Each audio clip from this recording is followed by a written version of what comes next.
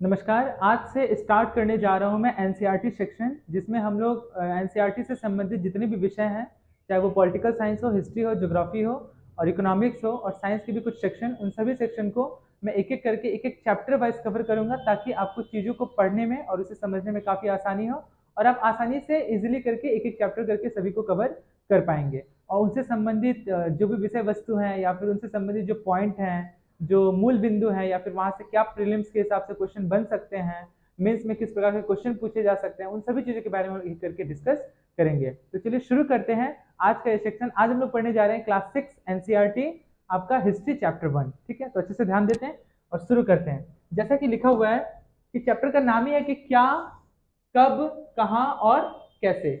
रशीदा का सवाल है। ठीक है, एक ऐसा केस दिया हुआ है कि रशीदा बैठी अखबार पढ़ रही थी, अचानक उसकी निगाह एक सुर्खी पर पड़ी। 100 साल पहले वो सोचने लगी कि यह कोई कैसे जान सकता है कि इतने वर्षों पहले क्या हुआ था। तो हम ये कैसे पता लगाएंगे कि आज से 100 साल पहले या फिर 50 साल पहले का इतिहास जो है वो क्या था। तो वो इतिहास के द्वारा ही हम पता कर सकते हैं, क्योंकि इतिहास का मतलब ये बीते समय को, बीते बीते हुए समय को बताना ही क्या कहता है, इतिहास कहलाता है। तो आगे देखते हैं एक एक करके और समझने का प्रयास करेंगे हम लोग। ठीक है, कि लिखा हुआ है कि कैसे पता लगाएं। ठीक है, तो यह जानने के लिए कल क्या हुआ था, तुम रेडियो सुन सकते हो, टेलीविजन देख सकते हो, या फिर अखबार पढ़ सकते हो। साथ ही ये जानने के लिए कि पिछले साल क्या हुआ था, तुम किसी ऐसे व्यक्ति से बात कर सकते हो जिसे उस समय की स्मृति हो। स्मृति मतलब याद हो। लेकिन बहुत पहले क्या हुआ था ये कैसे जाना जा सकता है। आज से अगर मैं बात करूं, आज से 200 साल पहले क्या हुआ था, तो जो पिताजी होंगे या फिर दादाजी होंगे, ठीक है, उन्हें भी नहीं पता। तो इन सब चीजों के बारे में अध्ययन करने के लिए हम क्या करेंगे, हम इतिहास का सहारा लेंगे। अतीत के बारे में हम क्या जान सकते हैं, अतीत यानी कि बीते हुए समय के बारे में हम क्या जान सकते हैं। अतीत के बारे में बहुत कुछ जाना जा सकता है, जैसे लोग क्या खाते थे, कैसे कपड़े पहनते थे, किस तरह के घरों में रहते थे। हम आखिटको, आखिटक का मतलब होता है जो शिकारी करते थे। ठीक है, अच्छे से समझिएगा, जो शिकारी करते थे, है ना, किसी चीज का शिकार करते थे, वही शिकारी आखिटक। यानी कि शिकारियों, पशुपालकों, कृषकों, शासकों, व्यापारियों, पुरोहितों जो पूजा पाठ करवाते थे, शिल्पकारों, कलाकारों, संगीतकारों या फिर वैज्ञानिकों के जीवन के बारे में जानकारियां हासिल कर सकते हैं। यही नहीं, आगे देखते हैं। यही नहीं, हम यह भी पता कर सकते हैं कि उस समय बच्चे कौन से खेल खेलते थे, कौन सी कहानियां सुना करते थे, कौन से नाटक देखा करते थे, या फिर कौन कौन से गीत गाते थे। ठीक है, तो इससे हमें ये पता चल गया। आगे लिखा हुआ है कि लोग कहाँ रहते थे। ठीक है, आसानी से समझने का प्रयास करेंगे और थोड़ा सा स्पीड में चलेंगे ताकि चीजें जल्दी से जल्दी कवर हो सके। लोग कहाँ रहते थे। ठीक है, मानचित्र 1 पृष्ठ 2 में नर्मदा नदी का पता लगाओ। कई लाख वर्ष पहले से लोग इस नदी के तट पर रह रहे हैं। यहाँ रहने वाले आरंभिक लोगों में से कुछ कुशल संग्राहक थे, जो आसपास के जंगलों की विशाल संपदा से परिचित थे। मतलब जंगलों की हर एक चीजों से परिचित थे कि कौन से जंगल में किस चीज की औषधि किस वृक्ष से मिल सकती है। अपने भोजन के लिए वे जड़ों, फलों तथा जंगल के अन्य उत्पादों का यहीं से संग्रह किया करते थे, मतलब एकत्र किया करते थे। जानवरों का आखेट यानी कि शिकार भी करते थे। ठीक है, आगे बढ़ते हैं। आगे लिखा हुआ है कि अब तुम उत्तर पश्चिम की सुलेमान और किरथर पहाड़ियों का पता लगाओ। तो इसमें लिखा हुआ है कि इसी क्षेत्र में कुछ ऐसे स्थान हैं जहां लगभग 8,000 वर्ष पूर्व स्त्री पुरुषों ने सबसे पहले गेहूं, वेरी वेरी इंपॉर्टेंट, गेहूं और जौ जैसी फसलों को उपजाना आरंभ किया था। उन्होंने भेड़, बकरी, गाय, बैल जैसे पशुओं को पालतू बनाना शुरू किया था। तो किसे पालतू बनाया था, भेड़ को, ठीक है, बकरी, ठीक है, गाय, बैल जैसे पशुओं को पालतू बनाना शुरू किया था। ये लोग गांव में रहते थे। उत्तर पूर्व में गारो तथा मध्य भारत में विंध्य पहाड़ियां का पता लगाओ। ये कुछ अन्य ऐसे क्षेत्र थे जहां कृषि का विकास हुआ, जहां सबसे पहले चावल उपजाया गया, और वे स्थान विंध्य के उत्तर में स्थित है। विंध्य यानी कि विंध्याचल पर्वत के उत्तर में अवस्थित है। ठीक है, जैसा कि आप मानचित्र में देख पा रहे हैं। ठीक है, वेरी वेरी इंपॉर्टेंट। इसमें यह पता लगाने का प्रयास करेंगे कि गारो पहाड़ियां कहाँ पे। तो ये जैसा कि आप देख रहे हैं कि ये असम में है। ठीक है, ये आपका असम, ये अरुणाचल प्रदेश, नागालैंड, मणिपुर, मिजोरम, ये त्रिपुरा, और ये वाला जो हिस्सा है ये है आपका मेघालय। ठीक है, गंगा नदी है। ठीक है, यहाँ महानदी है। अलग अलग नदियों के बारे में चर्चा किया गया, गोदावरी, दक्कन, कृष्णा नदी, तुंगभद्रा नदी, पेन्नार नदी, पश्चिमी घाट है, ये अरब सागर है, ये बंगाल की खाड़ी है जिसे इंग्लिश में बे ऑफ बंगाल कहते हैं, ये अरेबियन सी है। ठीक है, सिंधु नदी, थार जो कि राजस्थान में स्थित है, किरथर की पहाड़ियां जो कि आपका पाकिस्तान और अफगानिस्तान के बॉर्डर पे स्थित है। चूंकि उस समय पाकिस्तान भारत का अभिन्न अंग था, तो किरथर की पहाड़ियां भी जो थी वो हमारे देश में ही थी। ठीक है, सुलेमान, काबुल नदी, झेलम नदी, चेनाब, रावी, सतलुज, व्यास, ठीक है, यमुना, चंबल, ठीक है, ये हिमालय की पहाड़ियां हैं, ठीक है, हिमालय की पहाड़ियां हैं ये, ठीक है, ये आपका नेपाल है। तो इस प्रकार से हम लोग और नर्मदा नदी के बारे में बोला था, तो नर्मदा नदी ये रहा आपका गुजरात में है, ठीक है, ये आपका गुजरात वाला हिस्सा हो गया, जो यहाँ से बहते हुए नर्मदा नदी मध्य प्रदेश में, मध्य प्रदेश तक बहते हुए आगे की ओर प्रवाहित होती है। ठीक है, तो ये चीज हम लोग समझ गए। आगे देखते हैं, नेक्स्ट है आपका हिंद महासागर। उसके बाद है आपका मानचित्र पर सिंधु तथा इसके सहायक नदियों का पता लगाने का प्रयास करो। तो जैसा कि लिखा हुआ है कि सहायक नदियां उन्हें कहते हैं, वेरी वेरी इंपॉर्टेंट, सहायक नदियां उन्हें कहते हैं जो एक बड़ी नदी में मिल जाती है, मतलब एक बड़ी नदी में जो नदी मिल जाती है उसे सहायक नदी कहते हैं। यह लगभग 4700 वर्ष पूर्व इन्हीं नदियों के किनारे कुछ आरंभिक नगर फले फूले। गंगा व इसकी सहायक नदियों के किनारे तथा समुद्र तटवर्ती इलाकों में नगरों का विकास लगभग 2500 वर्ष पूर्व हुआ। गंगा तथा इसकी सहायक नदियां सोन का पता लगाओ। गंगा के दक्षिण में इन नदियों के आसपास का क्षेत्र प्राचीन काल में मगध, ठीक है, मगध जो कि 16 महाजनपद में सबसे सर्वश्रेष्ठ और शक्तिशाली साम्राज्य था नाम से, और इसी की राजधानी थी राजगिर या फिर गिरिब्रज, ठीक है ना, राजगीर या राजगृह, राजगृह या फिर आपका गिरिब्रज, ठीक है, ये सब आप ध्यान में रखेंगे, या फिर गिरिब्रज, ठीक है, नाम से जाना जाता था। इसके शासक बहुत शक्तिशाली थे और उन्होंने एक विशाल राज्य स्थापित किया था। देश के अन्य हिस्सों में भी ऐसे राज्यों की स्थापना की गई थी। लोगों ने सदैव उपमहाद्वीप के एक हिस्से से दूसरे हिस्से में तक यात्रा की, खाना के लिए, ठीक है, या फिर यात्राएं की, चीजों को जानने के लिए और व्यक्तियों को समझने के लिए। कभी कभी हिमालय जैसे ऊंचे ऊंचे पर्वत, पहाड़ियां, रेगिस्तान, नदियां तथा समुद्र के कारण यात्रा जोखिम भरी होती थी, फिर भी यह यात्रा उनके लिए असंभव नहीं था। अतः कभी लोग काम की तलाश में तो कभी प्राकृतिक आपदाओं के कारण एक स्थान से दूसरे स्थान जाया करते थे। यानी कि एक स्थान से दूसरे जाने का जो पीछे कारण था, यह तो एक तो आपका कोई कारण था भोजन, और दूसरा कारण यह था कि वहां पे आपदा आ जाने की वजह से, जिस वजह से वो लोग अपने जगह को विस्थापित करने लगे, हस्तांतरित करने लगे, एक जगह से छोड़कर दूसरी जगह जाने लगे। मानचित्र बने दक्षिण एशिया, आधुनिक भारत, आधुनिक भारत, पाकिस्तान, बांग्लादेश, नेपाल, भूटान, श्रीलंका और अफगानिस्तान, ईरान, चीन तथा म्यांमार आदि पड़ोसी देशों को दर्शाता है। दक्षिण एशिया एक महाद्वीप से छोटा है, लेकिन विशालतम तथा बाकी एशिया से समुद्रों, पहाड़ियों तथा पर्वतों से बटे होने के कारण इसे उपमहाद्वीप कहा जाता है। ठीक है, तो पर्वत पठार से बटे होने के कारण इसे उपमहाद्वीप की संज्ञा दी गई है। आगे देखते हैं, अगला है आपका, तो विस्थापित होने के पीछे कारण क्या था, एक तो भोजन था और दूसरी प्राकृतिक आपदा। ठीक है, कभी कभी सेनाएं दूसरे क्षेत्र पर विजय हासिल करने के लिए आ जाती थी, यानी कि आक्रमण, बाहरी आक्रमण। तो तीन कारण मिला। पहला कारण क्या मिला, पहला कारण मिला आपका भोजन की तलाश में वो एक जगह से दूसरी जगह विस्थापित होते थे। दूसरा कारण क्या मिला, प्राकृतिक आपदा, प्राकृतिक आपदा की वजह से वो लोग अपनी जगह का विस्थापित करते थे, हस्तांतरित कर लेते थे। और तीसरा कारण था आपका बाहरी आक्रमण, यानी कि उस समय भी युद्ध होती थी, युद्ध जैसी चीजें होती थी, और जिसके वजह से वो लोग अपने जगह को क्या करते थे, एक जगह से दूसरी जगह में बदलाव चाहते थे या फिर बदलाव कर लेते थे। ठीक है, इसके अतिरिक्त व्यापारी और काफिले में तो कभी कभी जहाजों में अपने साथ मूल्यवान वस्तुएं लेकर एक स्थान से दूसरे स्थान जाते रहते थे। धार्मिक गुरु लोगों को शिक्षा और सलाह देते हुए एक गांव से दूसरे गांव तथा एक कस्बे से दूसरे कस्बे जाया करते थे। कुछ लोग नए और रोचक स्थानों को खोजने की चाह में उत्सुकतावश भी यात्रा किया करते थे। इन सभी यात्राओं से लोगों को एक दूसरे के विचारों को जानने का अवसर मिलता था। लोगों के साथ साथ लोगों को यह भी जानने का अवसर मिलता था कि लोगों का खान पान क्या है, रहन सहन क्या है, उनका आचार विचार क्या है।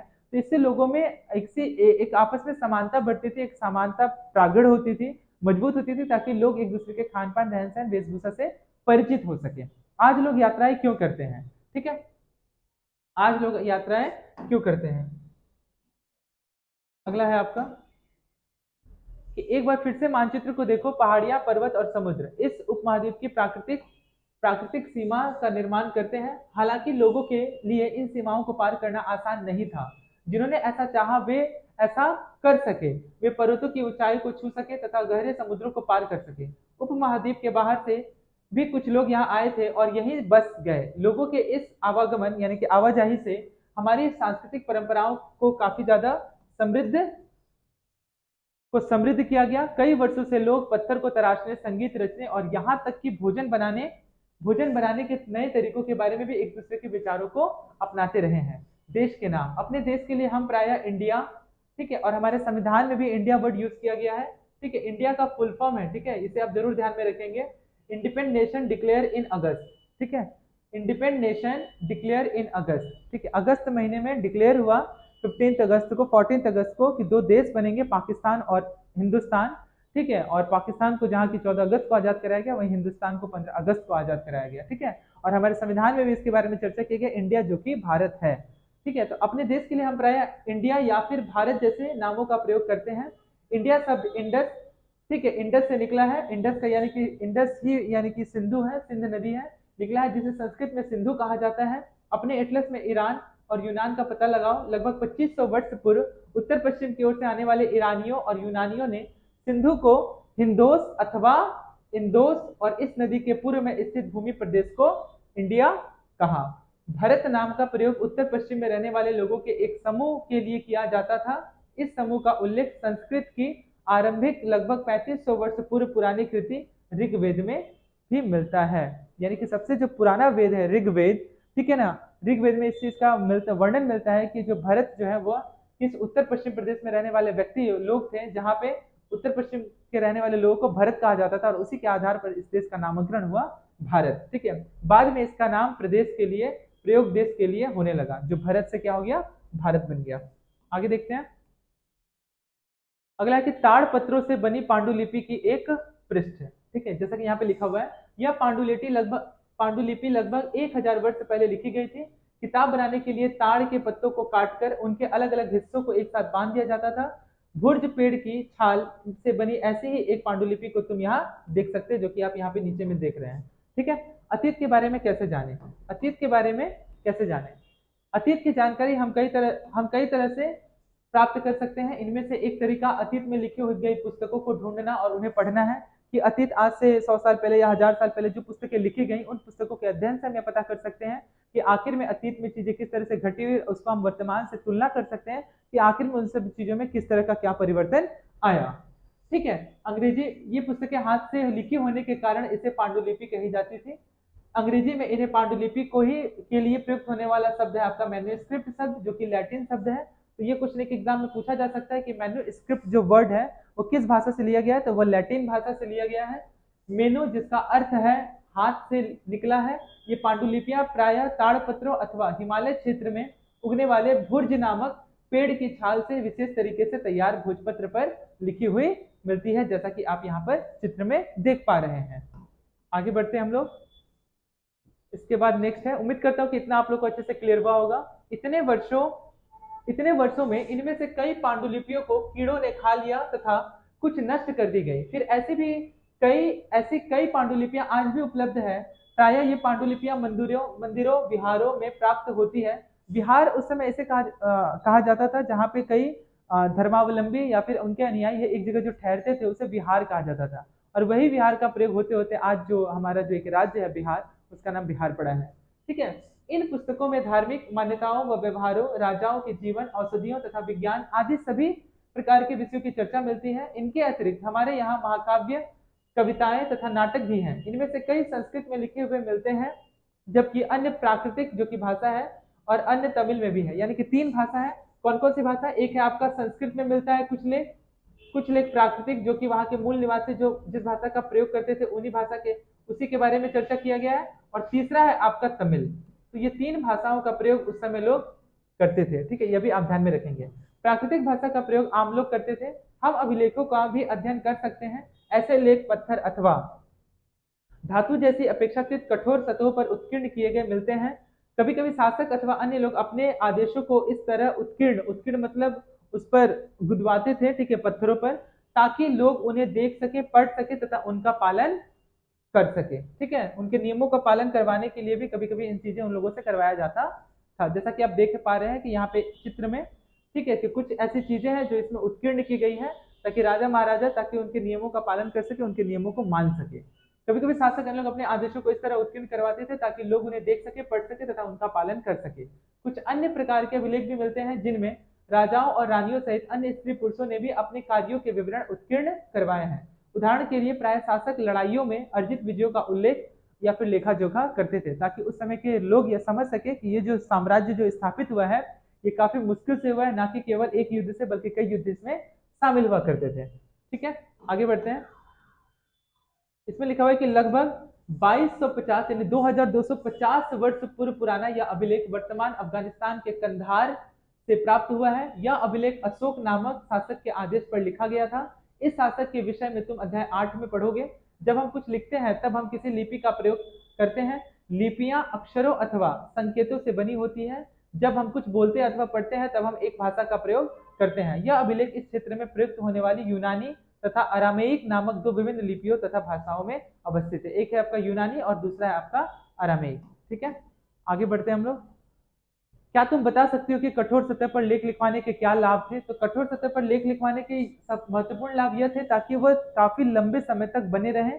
उस पर जो चीजें खुदी हुई है या फिर गुदी गई है या फिर लिखी गई है या फिर उसे खरोच करके लिखा गया है, वो चीजें लंबे समय तक बनी रहे ताकि आगे आने वाले कई शताब्दियों तक, कई वर्षों तक लोग उन चीजों को पढ़ करके समझ सके कि उस समय के जो शासनकाल में जो रह रहे जो राजा महाराजा थे उनका शासनकाल किस तरह का था, वो अपने शासन में किस तरह के नियमों को चलाते थे या फिर किस तरह के नियम को वो लागू करवाते थे। ऐसा कराने में क्या क्या कठिनाई आती थी? बहुत कठिनाइयां आती थी, जिससे पत्थरों पर उन चीजों को लिख करके रखना, फिर उसे संभाल करके रखना ताकि वह मिट न जाए। ठीक है, इन सभी चीजों इसमें शामिल थे। इसके अतिरिक्त अन्य कई वस्तुएं अतीत में बनी और प्रयोग में लाई गई थी। ऐसी वस्तुओं का अध्ययन करने वाला व्यक्ति पुरातत्वविद, ठीक है, जिसे आर्कियोलॉजिकल कहलाता है। पुरातत्वविद पत्थर और ईंट से बनी इमारतों के अवशेषों, चित्रों तथा मूर्तियों का अध्ययन करते हैं। वे औजारों, हथियारों, बर्तनों और आभूषणों एक आभूषण का यहाँ पे एक पात्र देख पा आभूषणों तथा सिक्कों आभूषणों तथा सिक्कों की प्राप्ति के लिए छानबीन तथा खुदाई भी करते हैं। इनमें से कुछ वस्तुएं पत्थर, पक्की मिट्टी तथा कुछ धातु की बनी हो सकती है। तो ऐसे तत्व कठोर तथा जल्दी नष्ट होने वाले होते थे ताकि वह लंबे समय तक बने रहे। जैसा कि आप एक देख पा रहे हैं, एक पात्र है। ठीक है, क्या लिखा हुआ है इसके बारे में कि एक बाएं में एक प्राचीन नगर से प्राप्त पात्र है। इस तरह के पात्रों का प्रयोग आज से लगभग 4300 वर्ष पूर्व होता था, यानी कि आज से लगभग 4700 वर्ष पूर्व इसका प्रयोग होता था। ठीक है, इस तरह के सिक्कों का प्रयोग लगभग 2500 वर्ष पूर्व होता था, यानी कि ये सिक्के हैं। ठीक है, आज के सिक्के जो है वो गोल होते थे, उस समय के सिक्के चौकोन होते थे, रेक्टेंगल शेप में होते थे। हमारे द्वारा आज में प्रयोग आने वाले सिक्कों से यह सिक्का कैसे भिन्न है? जैसा कि मैंने बता ही दिया कि आज के जो सिक्के हैं वो गोल हैं और पहले के जो सिक्के होते थे वह आपके रेक्टेंगल या फिर स्क्वायर शेप में हुआ करते थे। आगे देखते हैं। पुरातत्वविद जानवरों, चिड़ियों तथा मछलियों की हड्डियां भी ढूंढते हैं और इससे इन्हें यह जानने में मदद मिलती है कि अतीत में लोग क्या खाते थे। वनस्पति के अवशेष बहुत मुश्किल से बच पाते थे। यदि अन्न के दाने अथवा लकड़ी के टुकड़े जल जाते हैं तो वे जले हुए रूप में बचे रहते थे। इससे यह पता लगाया जा सकता था कि उस समय के जो लोग हैं वो खाना को जो है पकाकर खाते थे, खाना को एकत्र करके भी रखते थे। ठीक है, और बर्तन का भी प्रयोग उस समय होता था। ठीक है, क्या पुरातत्वविदों को बहुधा कपड़ों के अवशेष मिलते होंगे? पांडुलिपियों, अभिलेखों तथा पुरातत्व से ज्ञात जानकारियों के लिए इतिहासकार प्रायः स्रोत शब्द का प्रयोग करते हैं। किसका? स्रोत, जिसे इंग्लिश में क्या कहते हैं? सोर्स कहते हैं। ठीक है, सोर्स शब्द का प्रयोग करते हैं। इतिहासकार उन्हें कहते हैं जो अतीत का अध्ययन करते हैं। स्रोत के प्राप्त होते ही अतीत के बारे में पढ़ना बहुत रोचक हो जाता है, क्योंकि इन स्रोतों की सहायता से हम धीरे धीरे अतीत का पुनर्निर्माण करते जाते हैं। अतः इतिहासकार तथा पुरातत्वविद उन जासूसों की तरह हैं जो इन सभी स्रोतों का प्रयोग सुराग के रूप में कर अतीत को जानने का प्रयास करते हैं। यानी कि जो आर्कियोलॉजिकल डिपार्टमेंट है वो किसी सोर्स या मिट्टी के बर्तन हो गए या फिर पत्थर हो गए या फिर आभूषण हो गए, इससे पता लगा सकते हैं कि उस समय के जो लोग हैं वो किस किस चीजों का प्रयोग करते थे और कैसे क्या करते थे। ठीक है, उम्मीद करते हैं कि ये भी पूरा सेक्शन आप लोगों को समझ में आ गया होगा। आगे बढ़ते हैं। अतीत एक या अनेक। ठीक है, क्या तुम इस पुस्तक के शीर्षक हमारे अतीत पर ध्यान दिया है? यहाँ अतीत शब्द का प्रयोग बहुवचन के रूप में किया गया है। ऐसा इस तथ्य का प्रयोग इसलिए किया गया है ताकि हम इसकी ओर ध्यान दिलाने के लिए किया गया है कि अलग अलग समूह के लोगों के लिए इस अतीत के लगभग अलग अलग मायने हैं, एक मायने नहीं है। ठीक है, उदाहरण के लिए पशुपालकों अथवा कृषकों का जीवन राजाओं तथा रानियों के जीवन से तथा व्यापारियों का जीवन शिल्पकारों के जीवन से बहुत भिन्न था। जैसा कि हम आज भी देखते हैं, उस समय भी देश के अलग अलग हिस्सों में लोग अलग अलग व्यवहारों, रीति रिवाजों का पालन करते थे। उदाहरण के लिए आज अंडमान निकोबार द्वीप समूह, जिसका कैपिटल एग्जाम में पूछा जा सकता है, इसका कैपिटल क्या है आपका? इसका कैपिटल है आपका पोर्ट ब्लेयर। ठीक है, ये भी आप ध्यान में रखेंगे। अधिकांश लोग अपना भोजन मछलियां पकड़कर, शिकार करके, फल फूल के संग्रह द्वारा, प्राप्त करते हैं। इसके विपरीत शहरों में रहने वाले लोग खाद्य आपूर्ति के लिए अन्य व्यक्तियों पर निर्भर करते हैं। इस तरह के भेद अतीत में भी विद्यमान थे। तो इस तरह के मतलब कि जो गांव जो था, जो शहर था, वो दो हिस्सों में बटा हुआ था। ग्रामीण परिवेश अलग था, शहरी परिवेश अलग था। ग्रामीण के जो लोग थे वो खुद ही फसलों को उगाते थे और उसका सेवन करते थे, जबकि शहरी लोग जो है वो ग्रामीण लोगों के यानी कि किसी दूसरे व्यक्ति के ऊपर में वह निर्भर रहते थे। आगे है कि इसके अतिरिक्त एक अन्य तरह का भेद है, उस समय शासक अपनी विजयों का लेखा जोखा कर रखते थे। यही कारण है कि आज हम उन शासकों द्वारा उनके द्वारा लड़ी जाने वाली लड़ाइयाँ के बारे में काफी कुछ जानते हैं। अगर ये चीज नहीं लिखा गया रहता तो हम लोग आज उनके बारे में नहीं जान रहे होते। जबकि शिकारी, मछुआरे, संग्राहक, कृषक अथवा पशुपालक जैसे आम आदमी प्राय अपने कार्यों का लेखा जोखा नहीं रखते हैं। पुरातत्व की सहायता से हम उनके जीवन को जानने में मदद मिलती है। हालांकि अभी भी इनके बारे में बहुत कुछ जानना शेष है, यानी अभी भी ऐसा बहुत सारी चीजें हैं जो हम इनके बारे में नहीं जानते, उन चीजों के बारे में अभी भी पता लगाया जा रहा है। तिथियों का मतलब, तिथि का मतलब यहाँ से आपका डेट से है। आखिर में इतिहास में इतने सारे जो डेट हैं वो क्यों दिए रहते हैं?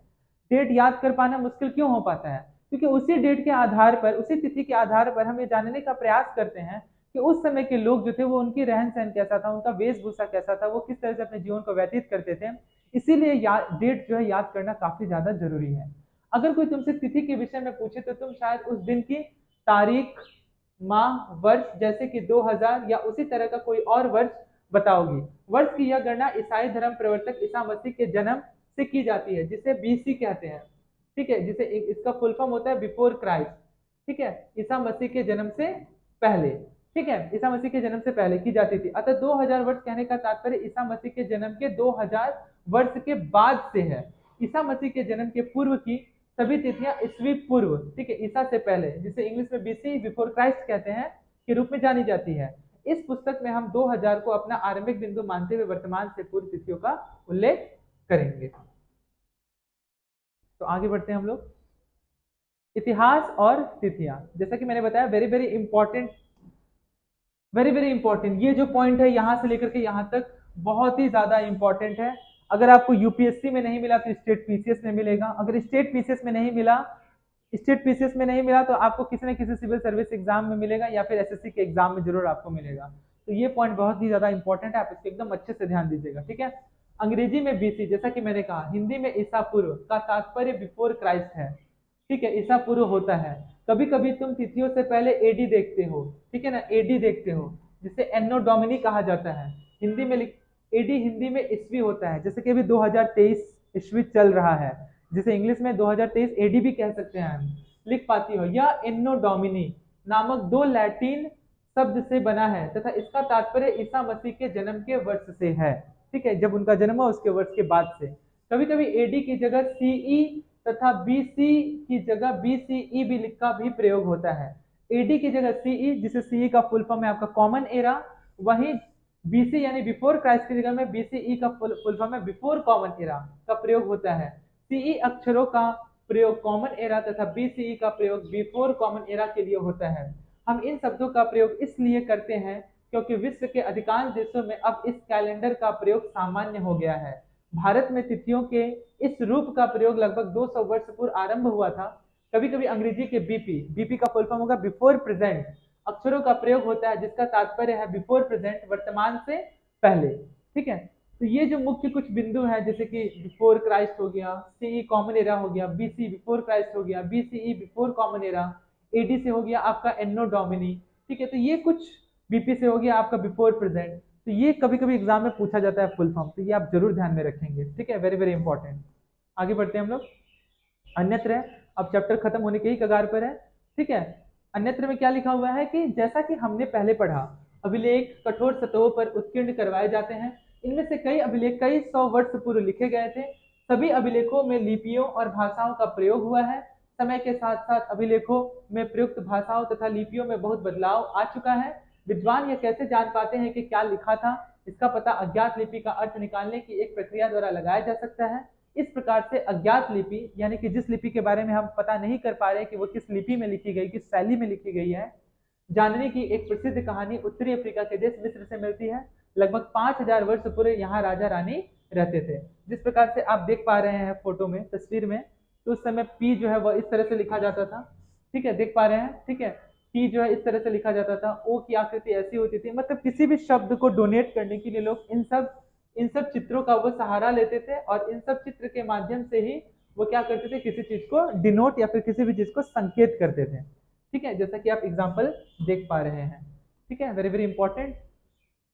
ठीक है, उम्मीद करते हैं अभी चैप्टर खत्म होने को है कि मिस्र के, जैसा कि लिखा हुआ है कि मिस्र के उत्तरी तट पर रोसेटा नाम का एक कस्बा है।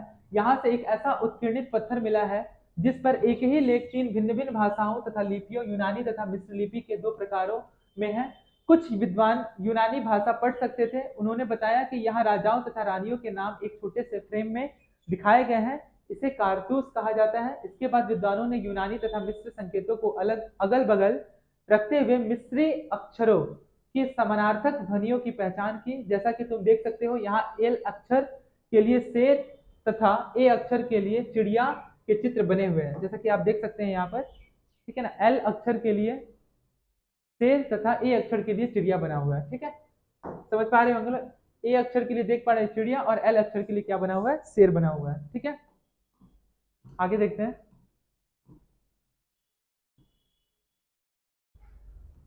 ठीक है, उम्मीद करते हैं कि ये सारा जो सेक्शन है आपको एकदम अच्छे से समझ में आया होगा। तो इस प्रकार से हम लोगों ने देखा कि हमारा जो पूरा जो सेक्शन है ये पूरी तरह से कंप्लीट हो गया। और नेक्स्ट है, कल्पना करो कि लिखा हुआ है कि तुम्हें एक पुरातत्वविद का साक्षात्कार लेना है, यानी कि उनका इंटरव्यू लेना है। साक्षात्कार का मतलब इंटरव्यू होता है। तुम उन 5 प्रश्नों की एक सूची तैयार करो जिन्हें तुम पुरातत्वविद से पूछना चाहोगे।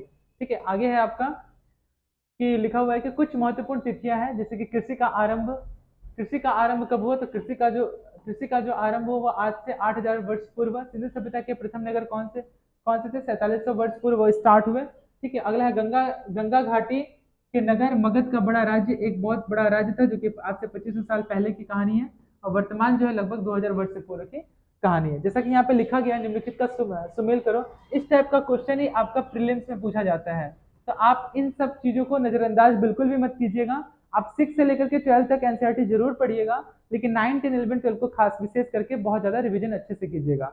6 से पढ़ना इसलिए ज्यादा जरूरी है ताकि आप बेसिक चीजों को अगर समझ जाएंगे तो चीजें आपको समझने में आसानी होगी और आगे का जो भी 9, 10 या फिर 11, 12 का जो सिलेबस है या फिर जो चैप्टर है आपको आसानी से समझ में आने लगेगी। इसलिए 6, 7, 8, 9 जो है वो बिल्कुल भी इग्नोर मत कीजिएगा। ठीक है, चीजों से आप जितनी भाषाओं से, जिस शब्दों से आप जितनी ज्यादा सरल होंगे, चीजें आपको उतनी ज्यादा समझ में आएंगी और आप उसको उतनी ही अच्छे और उतनी ही स्पीड से एग्जाम में पढ़ सकेंगे। ठीक है, जैसा कि निम्नलिखित का सुमेल करो लिखा हुआ है। तो नर्मदा घाटी के जो लोग थे वो आर्किटेक्ट तथा संग्रहण थे। ठीक है, मगध जो सबसे बड़ा पहला राज्य था। ठीक है, और टोटल उस समय 16 महाजनपद थे। 16 महाजनपद में सबसे बड़ा जो महाजनपद था और सबसे शक्तिशाली जो महाजनपद था वो था आपका मगध। टोटल 16 महाजनपद थे। मगध, अंग, काशी, कौशल, अवंती, अस्मक, वज्जीमल, चेदि, वत्स, कुरु, पांचाल, मत्स्य, सूरसेन, गांधार, कंबोज। गारो पहाड़ियों में सबसे पहले क्या हुआ, आरंभिक कृषि जो है वो प्रारंभ हुई। ठीक है ना, सिंधु तथा इसकी सहायक नदियां प्रथम नगर बना। ठीक है, और गंगा घाटी जो है आज से लगभग 2500 वर्ष पूर्व के नगर थे। ठीक है, नर्मदा घाटी आर्किटेक्ट तथा संग्रहण। मगध सबसे बड़ा राज्य था 16 महाजनपद में। गारो पहाड़ियां में सबसे पहले आरंभिक कृषि स्टार्ट हुई। सिंधु तथा इसकी सहायक नदियां प्रथम नगर बना और गंगा घाटी जो है आज से 2500 वर्ष पूर्व के नगर है। नंबर 2 प्रश्न है कि पांडुलिपियां तथा अभिलेखों में एक प्रमुख अंतर बताओ। पांडुलिपियां जो थी वो बिहार तथा मंदिरों में स्थापित होती थी। ठीक है, और अभिलेख जो होते थे ताम्रपत्र, भोजपत्र पर लिखे उन्हीं मंदिरों पे उत्कीर्ण या फिर वो किसके द्वारा बनाए गए हैं, किस राजाओं के या फिर महाराजा के द्वारा बनाए गए हैं, उसी पर ताम्रपत्र और भोजपत्र पर उन चीजों को लिखा जाता था और लिख करके एक स्क्रिप्ट तैयार किया जाता था, जिसके माध्यम से काफी लंबे समय तक ये जाना जा सके कि किस राजा ने अपने समय में किस काल का या फिर किस वास्तुकला या फिर किस शैली का विकास किया और किन कौन कौन से मंदिरों को बनवाना प्रारंभ किया। तो इस प्रकार से आज हमारा क्लास 6 का एनसीईआरटी चैप्टर 1 जो है वो पूरी तरह से और अच्छे से कंप्लीट हुआ। नेक्स्ट क्लास में मैं डिस्कस करूंगा एनसीईआरटी क्लास 6 चैप्टर 2। उम्मीद करता हूँ कि आपको अच्छे से समझ में आया होगा। आज के लिए इतना ही। पढ़ते रहिए और आगे बढ़ते रहिए। बहुत बहुत धन्यवाद।